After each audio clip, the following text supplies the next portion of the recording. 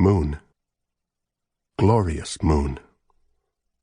Full, fat, reddish moon. The night as light as day. The moonlight flooding down across the land and bringing joy, joy, joy. Bringing, too, the full-throated call of the tropical night, the soft and wild voice of the wind roaring through the hairs on your arm, the hollow wail of starlight, the teeth-grinding bellow of the moonlight off the water, all calling to the need. Oh, the symphonic shriek of the thousand hiding voices, the cry of the need inside, the entity, the silent watcher, the cold, quiet thing, the one that laughs, the moon dancer, the me that was not me, the thing that mocked and laughed and came calling with its hunger, with the need. And the need was very strong now, very careful, cold, coiled, creeping, crackly, cocked and ready, very strong, very much ready now. And still it waited, and watched, and it made me wait and watch. I had been waiting and watching the priest for 5 weeks now. The need had been prickling and teasing and prodding at me to find one, find the next, find this priest. For 3 weeks I had known he was it. He was next. We belonged to the dark passenger, he and I together. And that 3 weeks I had spent fighting the pressure, the growing need, rising in me like a great wave that roars up and over the beach and does not recede, only swells more with every tick of the bright night's clock. But it was careful time, too, time spent making sure, not making sure the priest, no, I was long sure of him. Time spent to be certain that it could be done right, made neat, all the corners folded, all squared away. I could not be caught. Not now.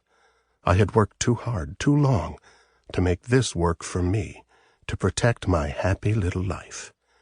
And I was having too much fun to stop now. And so I was always careful, always tidy, always prepared ahead of time so it would be right. And when it was right, take extra time to be sure. It was the Harry way, God bless him, that far-sighted, perfect policeman, my foster father. Always be sure, be careful, be exact, he had said. And for a week now I had been sure that everything was just as Harry right as it could be. And when I left work this night, I knew this was it. This night was the night. This night felt different. This night it would happen, had to happen, just as it had happened before, just as it would happen again, and again. And tonight, it would happen to the priest. His name was Father Donovan. He taught music to the children at St. Anthony's Orphanage in Homestead, Florida. The children loved him. And of course he loved the children, oh, very much indeed. He had devoted a whole life to them, learned Creole and Spanish, learned their music, too, all for the kids. Everything he did, it was all for the kids. Everything. I watched him this night as I had watched for so many nights now. Watched as he paused in the orphanage doorway to talk to a young black girl who had followed him out. She was small, no more than 8 years old, and small for that. He sat on the steps and talked to her for 5 minutes. She sat, too, and bounced up and down. They laughed. She leaned against him. He touched her hair. A nun came out and stood in the doorway, looking down at them for a moment before she spoke. Then she smiled and held out a hand. The girl bumped her head against the priest.